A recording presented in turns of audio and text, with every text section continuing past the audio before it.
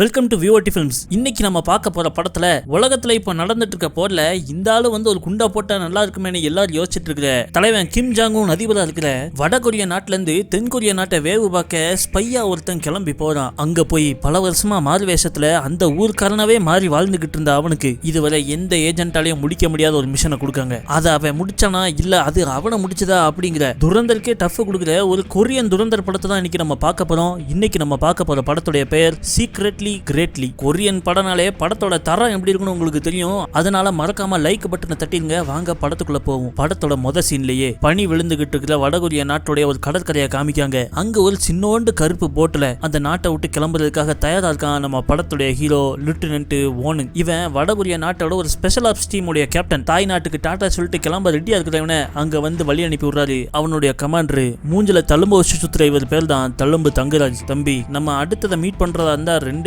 தருணத்துல தான் மீட் பண்ணுவோம். ஒன்னு சகோதரர்களா வடகொரியாவும் தென்கொரியாவும் ஒன்னா இணையறப்போம், அப்படி இல்லனா போர்க்களத்துல எதிரிகளா. என்ன ஆனாலும் சரி உயிரோட இருக்க பாரு அப்படின்னு சொல்லிட்டு அவனை அனுப்பி விடுறாரு. அப்படியே சீனை கட் பண்ணி 2 வருஷம் கழிச்சு காமிக்காங்க. அவனை நோக்கி வர்ற ஒரு பொருளை திரும்பி பார்க்காமையே வர்ற சத்தத்தை வச்சு அது எவ்வளவு பெரிய பொருள் என்ன ஸ்பீட்ல வருது அப்படின்னு கணிச்சுக்கிட்டு இருக்கான். சத்துன்னு மண்டையில அடிக்குது ஒரு கல்லு. போந்துன்னு கீழே விழுறான். பார்த்தா இவன் ஒரு பைத்தியக்காரன் மாதிரி தென்கொரியால வந்து நடிச்சுக்கிட்டு இருக்கான். அந்த ஏரியால இருக்கிற 2 சின்ன பயலுக இவன் பைத்தியக்காரன் சொல்லிட்டு அப்பப்ப இவனை கல்ல விட்டு அடிச்சு அடி வாங்கி கால் தடுக்கி கீழே டாகி பொசிஷன்ல உளுந்து கிடக்குற நம்ம ஹீரோவை பார்த்து இனிமேல் எங்க கிட்ட வச்சுக்கிட்ட டங்குவாத வந்துடும் அப்படின்னு மிரட்டிக்கிட்டு இருக்காங்க. நம்ம ஹீரோவும் என்னைக்காவது ஒரு நாள் அவங்க சிக்காமையா போயிருவாங்க அப்படின்ட்டு அவன் மாறுவேஷம் கலைஞ்சிடாம பைத்தியக்கார மாதிரியே நடிக்கான். இந்த 2 வருஷமா இவன் சியோல் நகரத்துல உள்ள ஒரு லோக்கல் ஏரியால ஒரு ஆண்டி ஒருத்தங்க பலசரக்கு கடை வச்சிருக்காங்க. அவங்க கடையில வேலையால சேர்ந்து வாழ்ந்துகிட்டு இருக்கான். அந்த கடைக்கு மேலேயே இருக்கிற ஒரு சின்ன ரூம்ல இவன் தங்கி பொழப்பு நடத்திக்கிட்டு இருக்கான். அவனுக்கு கிடைக்கிற சம்பள பணத்தை எல்லாம் ஒரு டப்பால சேர்த்து வச்சுக்கிட்டே வரான். என்னைக்காவது ஒரு நாள் திரும்ப நான் என் நாட்டுக்கு போறப்போ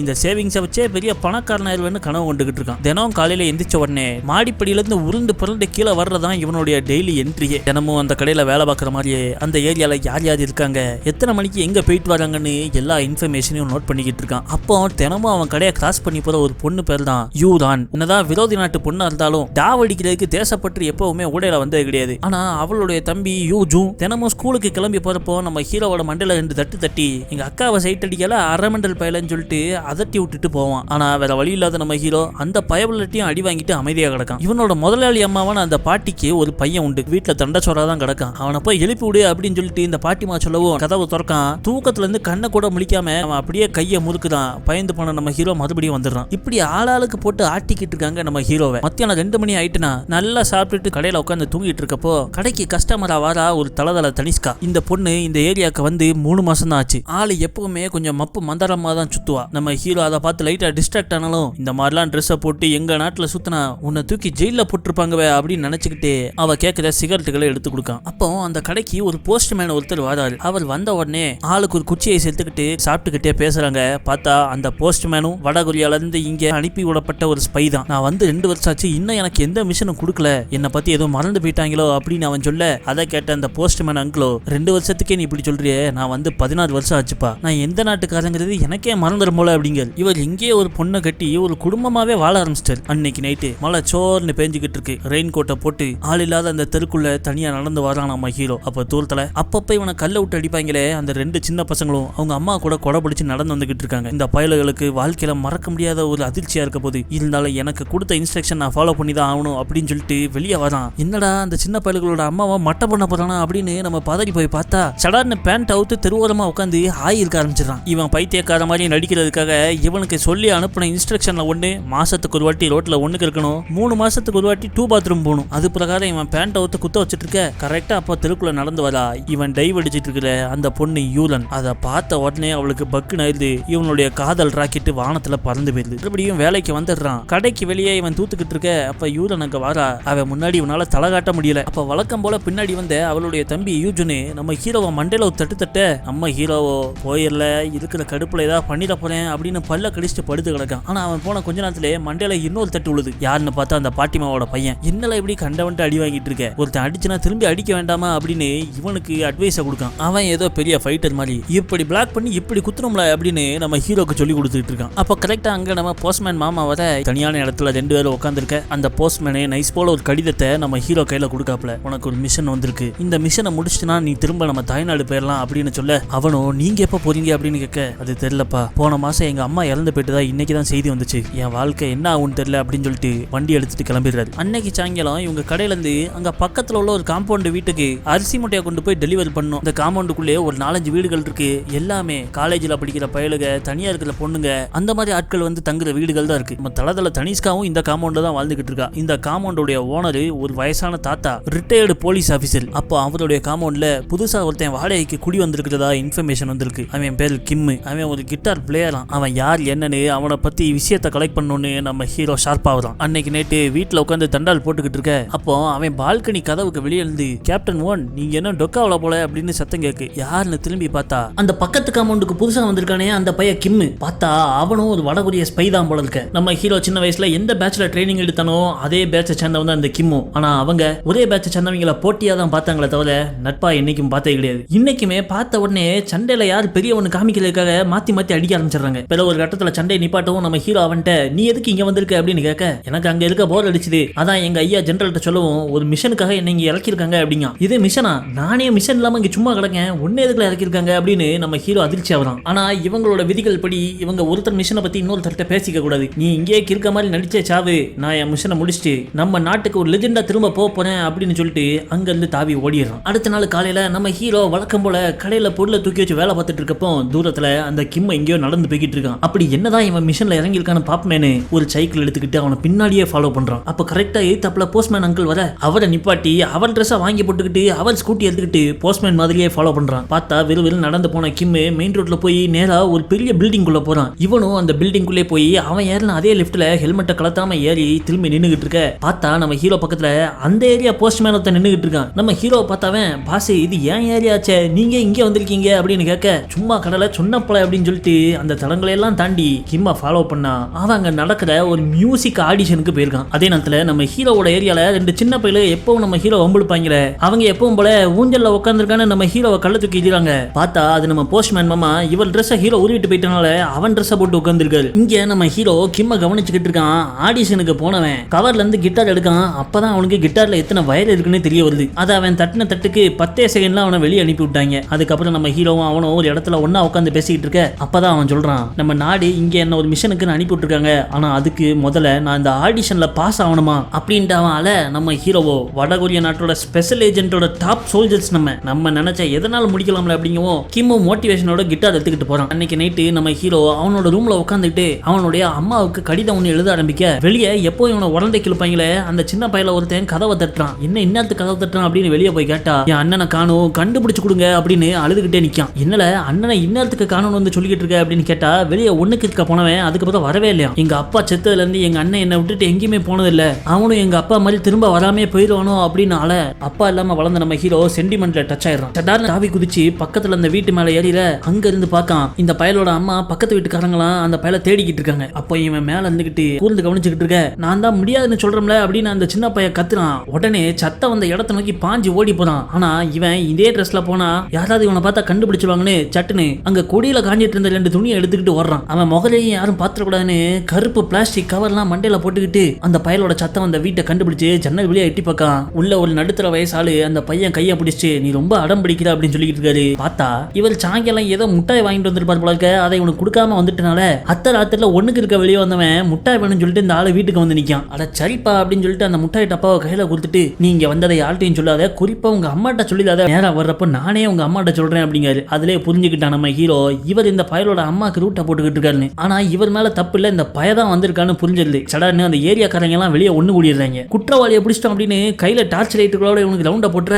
எல்லாரும் இவனை பார்த்து சைக்கோ நாயே அப்படின்னு திட்டுறாங்க. என்னன்னு பார்த்தா கொடியில காஞ்ச துணியை கொண்டு வந்தானே, பார்த்தா அது ஏதோ ஒரு பொம்பளையோட ஜட்டிஸ் பாடிஸ் கிழிஞ்சது கிருஷ்ணகிரி அப்படின்னு சடார்னு பக்கத்துல இருக்கிற வயலை பிடிச்சி நம்மளால கடகடன்னு ஏறி சவுறு தாவி குதிச்சு போயிடுறான். அப்ப கரெக்டா அந்த பயலை கூப்பிட்டு அந்த மிஸ்டர் பார்க்குங்கிற அந்த நடுத்தர ஆளு வெளியே வர, அந்த சைக்கோ பரதேசிட்டு இருந்து என் பையனை காப்பாத்திட்டீங்களா அப்படின்னு சொல்லிட்டு அவன் அம்மா வந்து மிஸ்டர் பார்க்குக்கு நன்றி சொல்றாங்க. அடுத்த சீன்ல ஒரு சீக்ரெட் ஆபீஸ்ல MPF ஓட எக்ஸ் டைரக்டர் ஒளிஞ்சுக்கிட்டு இருக்காரு. அங்க வந்த சில ஆட்கள் வடகொரிய நாட்டுக்கு துரோகம் பண்ண எல்லாரையும் யாரோ போட்டு தள்ளிக்கிட்டு இருக்காங்க. யாருன்னு தெரியுமான்னு கேட்காரு. அப்பதான் இவரு அது ஜெனரல் லீ உருவாக்குன பிளாக் டிராகன் ஸ்குவாட்னு சொல்லப்படுற ஒரு தனிப்படை, அதுல தேர்ச்சி பெற்று சோல்ஜர் ஆனவங்க எல்லாம் ரொம்ப டேஞ்சர் ஆனவங்க அப்படின்னு சொல்லிட்டு இருக்காரு. அந்த குரூப்பை சேர்ந்தவன் தான் நம்ம ஹீரோ கடையில வேலை பார்த்துக்கிட்டு இருக்க. அப்போ அந்த போஸ்ட்மேன் அங்கிள் அங்க வராரு. என்னையா எப்போ மீட் பண்ற நாளுக்கு முன்னாடியே வந்துட்ட அப்படின்னு கேட்டனா அந்த அங்கிளுக்கு நாடு திரும்ப சொல்லி ஆர்டர் வந்திருக்கான். நல்ல விஷயம் தானே அப்படின்னு நம்ம ஹீரோ சந்தோஷப்படுறான். கோவப்படுறான். ஆனா அவரோ எனக்கு ஒரு உதவி பண்ணு, உன்கிட்ட இருக்கிற துப்பாக்கி இல்ல எனக்கு ஒரு துப்பாக்கியை கொடுன்னு கேட்காரு. தாய்நாட்டுக்கு பிறகு எங்கேயா துப்பாக்கி அப்படின்னு கேட்டனா இவர் பல வருஷமா இங்கே இருக்கிறனால வெறுத்து போன ஒரு குடும்பம் சைனாக்கு தப்பிச்சு ஓட பார்க்க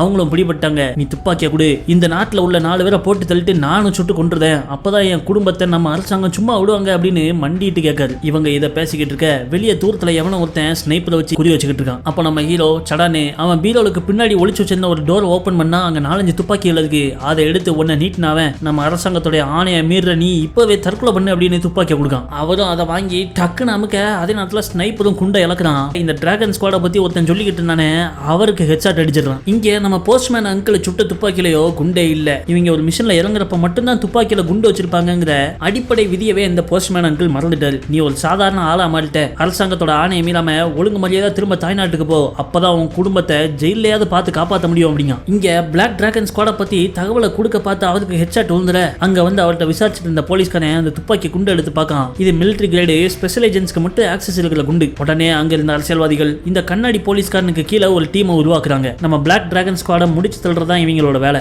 இங்க நம்ம ஹீரோவோ நைட்டு அவன் முதலாளி அம்மா சமைச்ச சாப்பாடை சாப்பிட்டுட்டு மேல போய் மறுபடியும் அவங்க அம்மாவுக்கு எழுதுற கடிதத்தை தொடர்றான். அதுல இவனோட முதலாளி அம்மாவும் அவங்களுடைய பையனும் சந்தோஷமா இருக்கிறத பார்த்து ஒருவேளை நம்மளும் உன்ன வாழ்ந்திருந்தா இப்படிதான் சந்தோஷமா இருந்திருப்போமோ அப்படின்னு ஃபீல் பண்ணி எழுதுறான். ஆனா இப்படியே வரிசையா எழுதி வச்சிருக்கிற கடிதங்கள் எல்லாமே அவன் வீட்டு சாக்குக்கு கீழே தான் இருக்க தவிர என்னைக்குமே இவன் போஸ்ட் பண்ணது கிடையாது. திடீர்னு லைட் அணைஞ்சிருது. இவன் சுதாரிக்கிறதுக்குள்ளேயும் எவனோ படையில துப்பாக்கி வைக்கான். அப்ப இவன் ரூமுக்கு வெளியே இருந்து அந்த முதலாளி அம்மா நாளைக்கு காலையில சீக்கிரம் எந்திக்கணும் வேலை இருக்கு அப்படின்னு கத்த துப்பாக்கி வச்சவன் வெளியே இருக்கிற அந்த கிழவிக்காக நீ பாவப்படுறியா அப்படின்னு கேட்க நான் வடகொரியா நாட்டை சேர்ந்தவன், தென்கொரியா நாட்டை சேர்ந்த இந்த கிழவிக்கு நான் ஏன் பாவப்படணும் அப்படின்னு ஹீரோ சொல்றான். அது மனசுல இருக்கட்டும், ஏதாவது மனசு மாறிச்சுன்னா உன் தலைவிதியை மாத்தி எழுதிடுவேன், நீ யாருங்கிறத மறந்துடாத அப்படின்னு சொல்லிட்டு சடார்னு அங்கிருந்து ஓட இவனும் அவனை பின்னாடியே துரத்திட்டு போறான். இந்த தொப்பி போட்டு துப்பாக்கி வச்சு மிரட்டிட்டு போனவன் தான் ஸ்னைப்பர் வச்சு அந்த அரசியல்வாதியை போட்டு தள்ளினது. இவன் ஒரு வடகொரிய அசாசின். அவன் நம்ம ஹீரோ கண்ணில் மண்ணை தூவிட்டு ஓடிடுறான். அப்ப நம்ம ஹீரோ அங்க நின்று அவன் ஓடுறத பாத்துக்கிட்டு இருக்க கீழே தளதள தன்சிகா அவ போதையில அங்க நடக்க முடியாம நடந்து வந்துட்டு இருக்கா. அதை பார்த்த உடனே நம்ம ஹீரோ போய் போதையில இருந்து அவளை அந்த பார்க்குக்கு கூட்டு போய் ராட்டினத்துல உட்காந்து சுத்த விடுறா.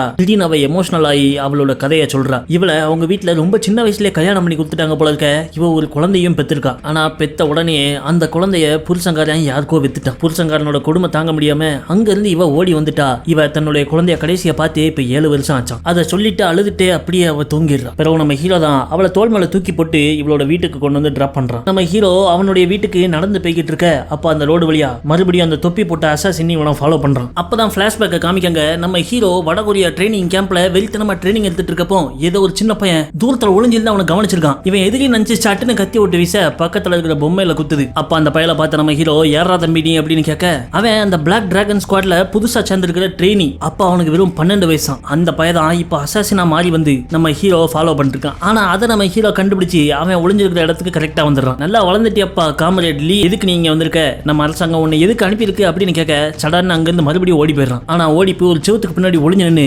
கேப்டன் இன்னும் என் பேரை ஞாபகம் வச்சிருக்காரு அப்படின்னு சந்தோஷப்படுறான். அடுத்த நாள் காலையில வழக்கம் போல நம்ம ஹீரோ கடையை வந்து ஓபன் பண்ணிட்டு இருக்கப்போ அந்த யூஜன் பொண்ணு இருக்காளே அவளுடைய தம்பி அங்க வரான். இவன் என் கிளாஸ்ல புதுசா சேர்ந்திருக்கான் அப்படின்னு ஒரு ஃப்ரெண்டை இன்ட்ரோடியூஸ் பண்ற மாதிரி கூட்டு வந்து நிப்பாட்டுறான் நம்ம அந்த தொப்பி அசாசின் பையல. ஆக வடகொரியால இருந்து வர்றவங்க எல்லாம் மார்வேஷம் போட்டு இந்த ஏரியாலே குடியிருக்காங்க. அப்ப இவங்க பேசிட்டு இருக்கப்போ அந்த பக்கமா போஸ்ட்மேன் வண்டி வரவும் நம்ம ஹீரோ ஓடி போய் நிப்பாட்டுறான். பார்த்தா நம்ம போஸ்ட்மேன் மாமாவை காணும். வேற ஏதோ ஒரு போஸ்ட்மேன் வந்திருக்காரு. அவர் எங்கன்னு கேட்டனா நேத்துல இருந்தே அவர் போனு நாட் ரீச்சபிள் இருக்கான், என்ன ஆச்சுன்னு தெரியலங்க. அன்னைக்கு நைட்டு ரோட்ல அந்த தொப்பி அசாசின் லீ நடந்து வந்துகிட்டு இருக்க அப்ப சந்துக்குள்ள ஒளிஞ்சிருந்த நம்ம ஹீரோ அந்த போஸ்ட்மேன் மாமாவை நீதான் கொன்னியான்னு கேட்கான். போஸ்ட்மேன் மாமா நாட்டின் விசுவாசத்தை மறந்து அவர் வாழ்க்கையை வாழ ஆரம்பிச்சனால அவரை அனுப்பிவிட்டு அவரோட இடத்துக்கு இவன் வந்திருக்கானா. இவங்க பேசிட்டு இருக்கும்போது திடீர்னு யாரும் அங்க வர்ற மாதிரி சத்தம் கேக்கு. உடனே அவனை இழுத்துட்டு சந்துக்குள்ள போய் ஒளிஞ்சுக்கிட யாருன்னு பார்த்தா நம்ம ஹீரோ சைட் அடிப்பானே யூஜூனு அந்த பொண்ணு. அவ பின்னாடி அவ வேலை பார்க்குற கம்பெனி ஓனரு ப்ளீஸ்மான்னு கெஞ்சிக்கிட்டே வரான். என்னன்னு பார்த்தா அந்த கிழட்டு பைய இந்த பொண்ணை தப்பான விஷயத்துக்கு கூப்பிடுறான். ஆனா அதுக்கு அவ ஒத்துக்கிட மாட்டேன்னு சொல்லிட்டு ஓட ஒரு கட்டத்துல நாளைக்கே உன்னை வேலையை விட்டு தூக்கலாம் இல்லையா அப்படின்னு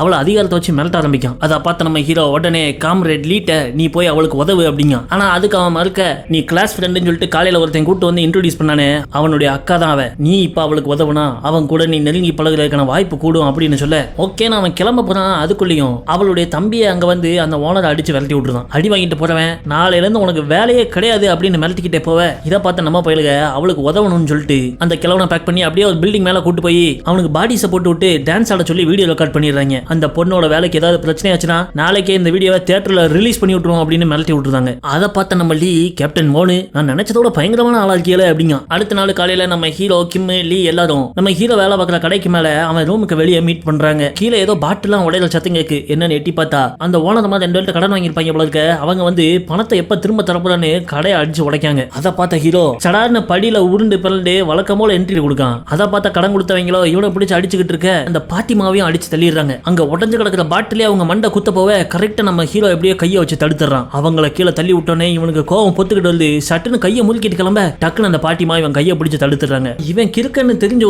இவன் கையை பிடிச்ச பாட்டிமாவை நினைச்சு நம்ம ஹீரோ ஒரு செகண்ட் அறந்துதான். இவங்களுக்கு எதுவும் உண்மை தெரிஞ்சிருக்குமோன்னு. அன்னைக்கு சாயங்காலம் நம்ம பாட்டிமாவோட பையன் வரவும் அவனுக்கு இந்த விஷயம் தெரிய வந்து உடனே எனக்கு கூப்பிட்டுருக்க வேண்டியதானே, அவங்க எங்க இருந்தாலும் அவங்கள போய் தேடி அடிக்க போனேன் அப்படின்னு சொல்லிட்டு இவன் கிளம்பி போவ நம்ம ஹீரோ அந்த சின்ன பையன் காமெடியட் லீயை கூப்பிட்டுக்கிட்டு இந்த கடன் கொடுத்தவங்களுக்கு ஒரு பாடம் புகட்டணும்னு அவங்களோட இடத்துக்கு போறாங்க. அங்க போய் பார்த்தா பாட்டிமாவோட பையன் அடி வாங்கி மூஞ்சி மாவெல்லாம் பேந்து கிடக்கான். அதை பார்த்த ஹீரோ இவனுக்கு என் முகம் தெரியும், ஆனா உன்னோட முகத்தை தெரியாது, உள்ள போய் அவங்களுக்கு ஒரு குடுப்பை கொடுத்துட்டு வா, ஆனா எவனையும் கொன்றாதல அப்படின்னு சொல்லிட்டு நம்ம ஹீரோ அவன் தலையில போட்டு இந்த குல்லாவை கலத்தி காமெடியட் லீ தலையில போட்டு விடவும் அவனுக்கு ரொம்ப சந்தோஷமா இருக்கு. கேப்டன் எனக்கு அவரோட குல்லாவே கொடுத்துறாரு அப்படின்னு சந்தோஷத்துல உள்ள போனவன் அங்க இருந்து அந்த கடன் கொடுத்தவங்க எல்லாம் பிடிச்சி வெளுத்து விட்டுதான். அதெல்லாம் முடிஞ்சதுக்கு அப்புறம் அடி வாங்கின பாட்டிமா பையனும் அங்க வந்து இவங்க ஏரியாவில் உள்ள பார்க்ல உட்காந்துருக்க என்னென்ன மூஞ்சி முகெல்லாம் வீங்கி இருக்கு அப்படின்னு கேட்க என்ன பார்த்தே இப்படிங்க என்கிட்ட அடி வாங்கினவன் மூஞ்சி முறையை பார்த்தா என்ன சொல்லுவே அப்படின்னு இவன் படத்தை போட ஆரம்பிக்கான். நீ ஒன்றும் கவலைப்படாத, எனக்கு கல்யாணம் ஆனாலும் நான் உன்னை கடைசியோட பார்த்துக்கிடுவேன் அப்படின்னு சொல்ல நம்ம ஹீரோக்கு தினம் சென்டிமெண்டலா அட்டாக் பண்ணிக்கிட்டே இருக்காங்க. அடுத்த நாள் காலையில இந்த கடற்கரை பாட்டிமா அந்த ஏரியால காம்பவுண்ட் வச்சு நடத்திட்டு இருக்காத ரிட்டையர் ஆன போலீஸ் ஆபீசர் அவர்கிட்ட போயிட்டு என் கடையில வேலை பார்க்கறானே இந்த டொங்கு அவனுக்கு ஏதோ ஒரு கதை இருக்குன்னு நினைக்கிறேன், அவன் யார் என்னன்னு கண்டுபிடிச்சு சொல்லுங்கன்னு வேண்டிக்கிறாங்க. அன்னைக்கு அந்த தாத்தாவோட காம்பவுண்ட்ல அங்க இருக்கிற எல்லாரும் சேர்ந்து ஒரு பார்ட்டி மாதிரி கொண்டாடுறாங்க. அப்போ அந்த மக்கள்லாம் சந்தோஷமா அதை கொண்டாடுறத பார்த்து நம்ம ஹீரோ அவங்க நாட்டுல அவன் சின்ன வயசுல இருந்தப்ப பட்ட கஷ்டங்கள்லாம் ஞாபகம் வருது. என்ன வேணாலும் அரசாங்கம் வீட்டுக்கு உண்டான ரேஷன் சப்ளை நிப்பாட்டிடும், திறமையா சண்டை போடலன்னா உதவாக்கலன்னு ஒதுக்கி வச்சிருவாங்க. இந்த மாதிரி பயத்தோடையும் கவலையோடையுமே வளர்ந்த நம்ம ஹீரோக்கு மக்கள் ஒன்னா சேர்ந்து கொண்டாடுறது சந்தோஷமா இருக்கிறதெல்லாம் பார்க்கறதுக்கு ரொம்ப வித்தியாசமா இருக்கு. அப்போ வடகொரியால இருக்கிற ஜெனரல் லீயை காமிக்காங்க. இவர் தான் அந்த பிளாக் டிராகன் ஸ்குவாட உருவாக்குனாரு. ஆனா இப்போ அவர் அரசாங்கத்துல இருந்து வீழ்த்தணும்னு நினைக்கிற அதே நாட்டை சேர்ந்த வேற ஒரு பார்ட்டி இந்த பிளாக் டிராகன் ஸ்குவாட பிடிச்சி அதை மக்களுக்கு பப்ளிக் ஆக்கி இவரை பதவியில இருந்து தூக்கிடலான்னு பாக்காங்க. இதை தெரிஞ்சுக்கிட்ட அந்த ஜெனரல் லியோ தென் கொரியால நம்மளுடைய பிளாக் டிராகன் ஸ்குவாட சேர்ந்த யாருமே இருக்கக்கூடாது, உடனே நம்ம நாட்டுக்கு திரும்ப வர சொல்லி நாட்டுக்குள்ள திரும்ப வந்த உடனே அவங்க கதையை முடிச்சிருங்கன்னு ஆர்டர் கொடுக்காரு. தழும்பு தங்கராஜோ அந்த ஜெனரல் லீட்ட நம்ம ஆளுகளை இங்க கூட்டு வந்து நம்ம அவங்கள கொல்ல வேண்டாம், அவங்களுக்குள்ளேயே இவன் நாட்டுக்கு துரோகம் பண்ணிருக்கான், அவனை போட்டு தள்ளின்னு ஒரு மிஷனை கொடுத்தனா அவங்களே மாறி மாறி கொண்டுகிட்டு வீரர்களா சாவாங்க, அப்படி அவனது கடைசி மிச்சம் தான் அவனை நானே என் கையால முடிச்சிடறேன் அப்படின்னு ஐடியா கொடுக்கான். அவனும் அதுக்கு ஓகேன்னு சொல்லிடுறாரு. இங்க நம்ம ஹீரோ கடைக்கு வெளில உள்ள திண்ணல படுத்து வானத்தை பாக்குறவன் சட்டுன்னு அவனோட பேஜருக்கு ஒரு மெசேஜ் வருது. என்னன்னு எடுத்து பார்த்தா செய்தியை பார்த்து ஷாக் ஆயிடுறான். அதே நேரத்துல நம்ம கிம்மு காம்ரேட் லீ எல்லாருக்குமே போன் கால் மெசேஜ் வருது. அவங்க வேலையை விட்டுட்டு அறக்க பறக்க ஓடுறாங்க. அவங்களுக்கு அவங்க அரசாங்கத்திட்ட இருந்து வந்திருக்கிற மெசேஜ் என்னடானா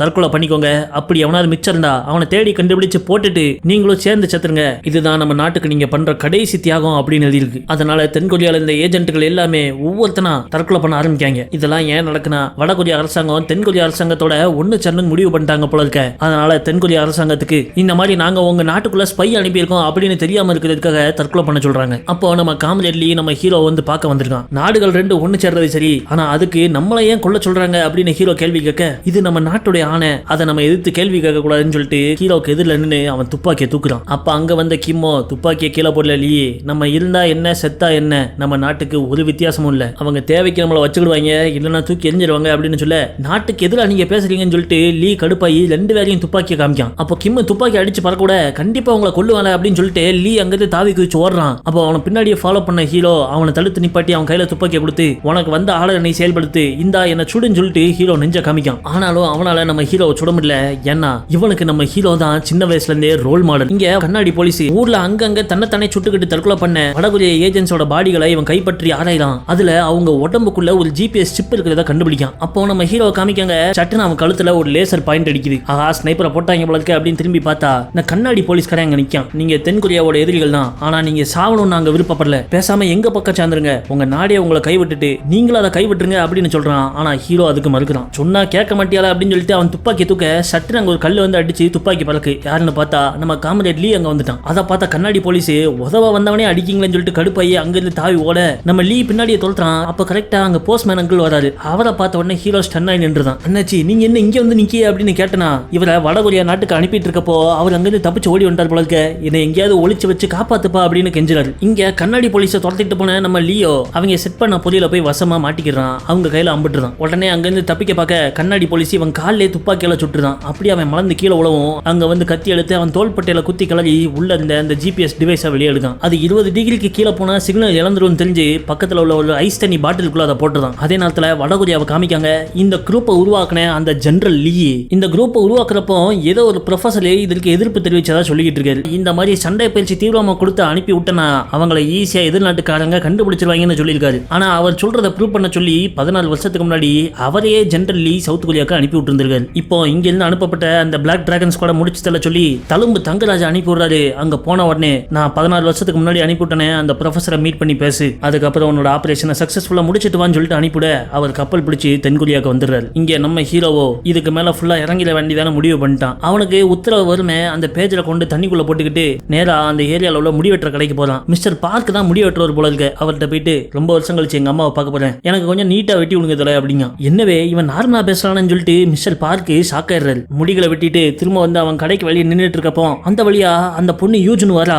அவன் நம்ம ஹீரோ முடி வெட்டிட்டு நார்மலா இருக்க பார்த்த உடனே அரண்டு போயிடுறா. உன் தம்பி நீ நினைக்கிற மாதிரி சின்ன பையன் கிடையாது, அவன் நல்ல மெச்சூர் ஆனவன், உனக்கு என்ன பிரச்சனை இருந்தாலும் அவன்கிட்ட நீ பேசு அப்படின்னு அட்வைஸ் பண்றான். அப்போ அவ தம்பி வழக்கம் போல பின்னாடி ஓடி வந்து நம்ம ஹீரோ தலையில் தட்ட பார்க்கான். கரெக்டா நம்ம ஹீரோ நவுண்டுதான். அவன் அதை பார்த்து ஷாக் ஆயிட, தம்பி ஒழுங்கா ஸ்கூலுக்கு போய் படிச்சு பெரிய ஆள் வர வழியை பாரு, இந்த தேவையில்லாத தெரு சண்டையில ஈடுபட்டு இருக்காதுன்னு சொல்லிட்டு அவனுக்கு அட்வைஸ் கொடுக்க என்னடா இவன் இப்படி பேசுறான்னு அவனும் ஷாக் ஆகி போயிடுறான். பிறகு அவன் தன்னுடைய கலக்கார பாட்டி மாட்டியும் போயிட்டு நான் இன்னைக்கு எங்க ஊருக்கு திரும்ப கிளம்பி போறேன், என்ன மன்னிச்சிருங்க அப்படின்னு நார்மலா உட்காந்து பேச அவங்களும் அதை எதுவுமே கண்டுக்காம வயிறால சாப்பிடுப்பா அப்படின்னு அவனுக்கு சாப்பாடு வைக்காங்க. அப்பதான் இவன் முத நாள் இங்க வந்ததை நினைச்சு பார்க்கான். பல தடங்களை தாண்டி இந்த நாட்டுக்குள்ள வந்து எந்திக்க கூட முடியாம ரோட்டமே அவன் சரிஞ்சு கிடந்தப்போ இந்த பாட்டி தான் பார்த்து இவனை காப்பாத்திருக்காங்க. அங்க இருந்து எந்திரிச்சு கிளம்பி போயிடுறான். இந்த பாட்டிக்கு அவன் கிளம்புனது ரொம்ப வருத்தமா இருக்கு. பிறகு அவன் கோட் சூட் எல்லாம் போட்டு கீழே கிளம்பி வர்றப்போ அந்த குழந்தைய சின்ன வயசுல இழந்துட்டு இந்த ஊருக்கு ஓடி வந்தாலே அந்த பொண்ணு இருக்கா. இவனை பார்த்த உடனே அவ ஸ்டன் ஆகி நிக்க, இவன் ஒரு டப்பாக்குள்ள இவன் சம்பள காசெல்லாம் சேர்த்து வச்சுட்டு இருந்தானே அந்த டப்பாவை இந்த பொண்ணு கையில கொடுத்துட்டு அவ கையில ஒரு துண்டு சீட்டையும் கொடுக்கான். உன் பையன் இருக்கிற இடத்தோட அட்ரஸ் இதுல எழுதியிருக்கேன், இந்த டப்பால உள்ள காசை வச்சு அந்த இடத்துக்கு போறதுக்கான டிக்கெட்டை உன்னால வாங்க முடியும், உன் பையனை மீட் பண்ணி அவன் கூட ஒன்னா அது அப்படின்னு சொல்லிட்டு அங்கிருந்து கிளம்ப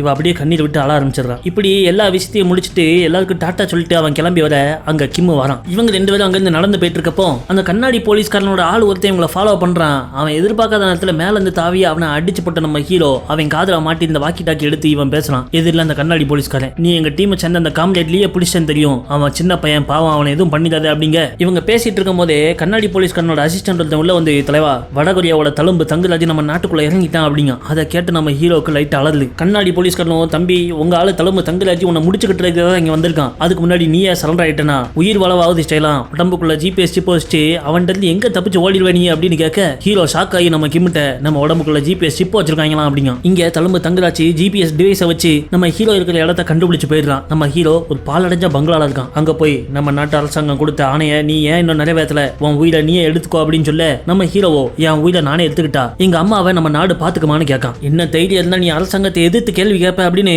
நம்ம தழும்பு தங்கராஜ் கூட உள்ளவன் பேச திரும்பவும் நம்ம ஹீரோ எங்க அம்மா உயிரோடவாத இருக்காங்களா அப்படின்னு கேட்கறான். கடுப்பான கூட இருந்தவன் சட்டு நம்ம ஹீரோ பார்த்து சுட ஆரம்பிச்சிடறான். தாவி குதிச்ச நம்ம ஹீரோ அந்த எடுபடி கையை அடிச்சு உடைச்சு துப்பாக்கியை பிடுங்கி நம்ம தழும்பு தங்கராஜ் நெத்தியில வைக்கான். எங்க அம்மா உயிரோட இருக்காங்களா இல்லையா அப்படின்னு கேட்க அவன் துப்பாக்கியை தட்டி விட்டுற 2 பேருக்கு சண்டை வருது. அப்போ அடி வாங்கின எடுபடி அவன் பின்னாடி இருந்து ஒரு கத்தியை கொண்டு நம்ம ஹீரோ முதுகுல குத்திடுறான். அப்போ தழும்பு தங்கராஜ் நம்ம ஹீரோவை அடிச்சு ஜன்னல் விட்டு வெளியே தூக்கி வீசுற பொந்தரம் போய் கீழே விழுறான். அப்ப கரெக்டா அந்த ஏரியாவை சேர்ந்த 2 சின்ன பையலுக்கு அங்க வராங்க. இர மாப்பிள்ள நீ என்ன இங்கே இப்படி ஒரு மாதிரி கோட்டை போட்டு உட்காந்துருக்க அப்படின்னு அவங்க கேட்க அந்த சின்ன பயலுகளை பார்த்து அவங்கள சுட போவ அப்ப கரெக்டா அங்க காரை கொண்டு வந்து திறச்சுக்கிட்டு வந்து நிக்கான் நம்ம கிம். அந்த பயலுகளையும் ஹீரோவையும் கார்ல ஏத்திக்கிட்டு அங்கிருந்து இவங்க தப்பிச்சு போவ தழும்பு தங்கராஜ் ஒரு ஜீப்ல அவன் ஆளோட பின்னாடியே துரத்திக்கிட்டு வரான். அதே நேரத்துல கண்ணாடி போலீஸ்காரன் அவன் டீமை கூப்பிட்டு நம்ம ஹீரோவை பிடிக்கிறதுக்காக எதிர் திசையில வந்துகிட்டு இருக்கான். அப்ப நம்ம ஹீரோ லாவகமா அங்கிருந்து எஸ்கேப் ஆகி போயிடுறான். ஆனா தழும்பு தங்கராஜும் அந்த கண்ணாடி போலீஸ்காரன் டீமும் ஒண்ணுக்கு மேல ஒண்ணு மோதிக்கிறாங்க. அப்போ நம்ம ஹீரோ நேரா போய் அந்த பயலுகளை அவங்க வீட்டுல டிராப் பண்ணிட்டு இந்த மாதிரி ஒரு பிரச்சனை வரும்னு தெரிஞ்சுதான் ஏற்கனவே வெப்பன்ஸ் எல்லாம் ஒரு பில்டிங்ல ஒளிச்சு வச்சிருக்கேன், அதுக்கு நம்ம போஸ்ட்மேன் மாமா பாதுகாப்பா இருக்காரு, வா அங்க போவோம்னு சொல்லிட்டு ஊருக்கு வெளியில இருக்கிற அந்த பாலடைஞ்ச பில்டிங் குள்ள போறாங்க. அங்க போய் பார்த்தா ஒரு பெரிய ட்விஸ்ட். இவங்க துப்பாக்கி வச்சிருந்த பைய திறந்து பார்த்தா வெறும் செங்கல் தான் இருக்கு. அந்த போஸ்ட்மேன் மாமா அங்க வராரு. மாமா என்னாச்சு அப்படின்னு கேட்கான். அவன் வில்லத்தனமா வச்சிருக்கான். பார்த்தா இந்த ஆளு தான் 14 வருஷத்துக்கு முன்னாடி இந்த குரூப் உருவாக்குறப்போ இந்த குரூப்ல உள்ளவங்க எல்லாம் விளங்காதவங்க, இதை உருவாக்காதீங்கன்னு சொல்லிட்டு எதிர அப்போஸ் பண்ண அந்த ப்ரொஃபசர் சட்டுன்னு அவன் பின்னாடி ஒரு 10 ஆளுங்க வராங்க. இந்த குரூப்ல உள்ளவங்க என்னைக்காவது ஒரு நாள் நாட்டுக்கு எதிராக துரோகம் பண்ணுவீங்கன்னு அன்னைக்கே நான் சொன்னோம்ல, இன்னைக்கு நிரூபிச்சிட்டீங்க பாத்தியா அப்படின்னு சொல்லிட்டு அவன் சிரிக்க அந்த குரூப்புக்கும் நம்ம ஆளுங்க 2 பேருக்கும் மத்தியில சண்டை வருது. இவங்க கையில கிடக்கிற ஆயுதத்தெல்லாம் தூக்கி அடிக்காங்க. 2 நிமிஷத்துல அந்த இடத்துல உள்ள எல்லாரையும் அடிச்சு படுக்க போட்டுறாங்க. இறுதியா நம்ம போஸ்ட்மேன் மாமா மட்டும் தனியா மாட்டிக்கிட அவர் பக்கத்துல போறப்பதான் அந்த ஆளு சொல்றாரு, நம்ம ஹீரோ என்னைக்கு வடகொரிய நாட்டை விட்டு இந்த நாட்டுக்கு ஸ்பை வேலை பார்க்க வந்தானோ அதுக்கு அடுத்த நாளே அவனோட அம்மாவை கொண்டு போய் ஜெயில வச்சிட்டாங்களாம் வடகொரிய அரசாங்கம். ஏன்னா இவங்க ஸ்பை உத்தரவு மீறி ஏதாவது நடந்தனா அவங்க குடும்பத்துக்காரங்கள போட்டு தள்ளுறதுக்காக அப்படி பண்ணிருக்காங்க. இப்போ நம்ம ஹீரோவும் கொடுத்த உத்தரவை மீறி அவன் உயிரை எடுத்துக்காதனால அவங்க அம்மாவை ஏற்கனவே சுட்டு கொண்டுட்டாங்களாம். இதை கேட்ட நம்ம ஹீரோ அப்படியே ஷாக் ஆகி உட்காந்துருக்க. அப்ப கரெக்டா பில்டிங்க்கு வெளியே அந்த கண்ணாடி போலீஸ்காரன் டீம் சரசலன்னு வந்து இறங்குறாங்க. இறங்கின உடனே எதிர் பில்டிங்ல இருந்த இந்த ப்ரொஃபசர் போஸ்ட்மேனோட ஆளு ஸ்னைப்பர் ஒருத்தன் அவங்கள துப்பாக்கியால அடிச்சு மலத்த. இதை பார்த்த நம்ம காம்ரேட்லி கார்ல இருந்து இறங்கி அந்த பில்டிங்க்கு பின்னாடி வழியே உள்ள ஏறான். அதே நேரத்துல நம்ம தழும்பு தங்கராஜ் அவனோட அசிஸ்டன்ட்டும் நம்ம ஹீரோ இருக்கிற பில்டிங்குள்ள வந்துடுறாங்க. அவனை பார்த்த ப்ரொஃபசரோ என்னல இவ்வளவு லேட்டா வர வெண்ணமான என்ன காப்பாத்துற அப்படின்னு சொல்ல நீ யாரில் எனக்கு உத்தரவு கொடுக்குதுன்னு ப்ரொஃபசர் மண்டே பிடிச்சு பக்கத்துல உள்ள தூண்ல அடிச்சு அவனை மலத்திடுறான். அதே நேரத்துல நம்ம காம்ரேட்லி அங்க ஸ்னைப்பர் ஒருத்தன் அடிச்சிட்டு இருந்தானே அவனை பின்னாடி வழியே ஏறி சுட்டு கொண்டுதான். உடனே கண்ணாடி போலீஸ்காரன் டீம் நம்ம ஹீரோவை காப்பாத்துறதுக்காக பில்டிங் உள்ள ஏறாங்க. ஆனா மேல இருந்துகிட்டு தழும்பு தங்கராஜ் அவங்கள வர விடாம சுட்டுக்கிட்டே இருக்கான். அந்த கேப்ல நம்ம ஹீரோவும் கிம்மும் அந்த பில்டிங்கோட மொட்டை மாடிக்கு போயிடுறாங்க. அப்ப தழும்பு தங்கராஜ் பின்னாடி அவன் ஆளுங்களோட வந்து நிக்க அதை பார்த்த நம்ம ஹீரோ தழும்பு தங்கராஜிட்ட தலைவரே நான் நாட்டை விட்டு கிளம்புறப்பவே நீங்க சொன்னீங்க நம்ம திரும்ப நெக்ஸ்ட் மீட் பண்றப்போ ஒன்னு சகோதரர்களா மீட் பண்ணுவோம் இல்லனா ஒருத்தனை கொல்லதான் மீட் பண்ணுவோன்னு. இப்ப என் கையில சாவதற்காக வந்திருக்கீங்களா அப்படின்னு சொல்லிட்டு வர ஒவ்வொருத்தனையும் பிடிச்சு அடிக்க ஆரம்பிக்கான். எல்லாரையும் அடிச்சு தள்ளின பிறவே இறுதியா தழும்பு தங்கராஜுக்கும் ஹீரோக்கும் சண்டை வருது. அதுல அவன் ஏன் தலைவாங்கிறத நிரூபிச்சிடறான். நம்ம ஹீரோவை போட்டு வெளுத்து விட்டுறான். நம்ம ஹீரோ அடி வாங்கி கீழே கிடக்க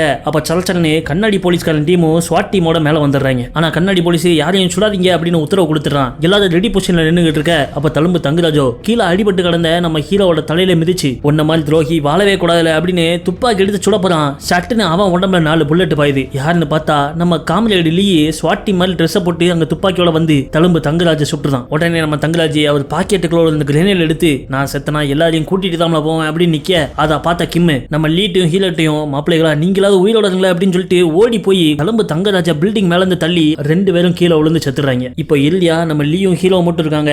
எதிரில் அந்த கண்ணாடி போலீஸ்காரனோட ஸ்வாட் டீம் இருக்காங்க. அவங்க சரண்டராவை சொல்றாங்க. ஆனா நம்ம லியோ எங்க உயிரே போனாலும் உங்களை மாதிரி எதிரி நாட்டுகள்கிட்ட சரண்டராக மாட்டோம்ல அப்படின்னு சொல்லிட்டு பதறி போன இவன் துப்பாக்கியால சுட நம்ம ஸ்வாட் டீமும் காமெடி லீயை சுட ஆரம்பிச்சிடுறாங்க. இதை பார்த்த நம்ம ஹீரோ ஓடி போய் அவனை காப்பாத்துறதுக்காக இவன் உள்ள இறுதியா 2 பேரும் அந்த துப்பாக்கியால குண்டடிப்பட்டு பில்டிங் மேல இருந்து கீழே விழுந்து செத்துறாங்க. இவங்களோட வாழ்க்கையில இவங்க மகிழ்ச்சியா இருந்த ஒரே தருணம்னா அது நம்ம ஹீரோவோட மொட்டை மாடியில இவங்க எல்லாரும் உட்காந்து கருவாடை உரிச்சிட்டு இருந்த நேரம் தான். அந்த அளவுக்கு வடகொரியால சிறுவர்களோட வாழ்க்கை அந்த அரசாங்கத்தால பாதிக்கப்பட்டிருக்கு. ஆனா இப்பவும் நம்ம ஹீரோ வேலை பார்த்த அந்த ஏரியால எல்லாம் அவன் இன்னும் அங்கேயே இருக்கிற மாதிரி தான் நினைச்சிட்டு இருக்காங்க. அந்த கடைக்கார அம்மாவும் என்னைக்காவது ஒரு நாள் அவன் திரும்ப வரமாட்டானா அப்படிங்கிற ஒரு கனவுலையே வாழ்ந்துகிட்டு இருக்க அதோட படத்தை முடிச்சிடறாங்க. இன்னைக்கு பார்த்த இந்த படம் உங்களுக்கு பிடிச்சிருந்தா நம்ம வீடியோக்கு லைக் பண்ணுங்க. இன்னும் பல வித்தியாசமான படங்களை பார்க்க நம்ம VOT Films சேனலை சப்ஸ்கிரைப் பண்ண மறந்துடாதீங்க.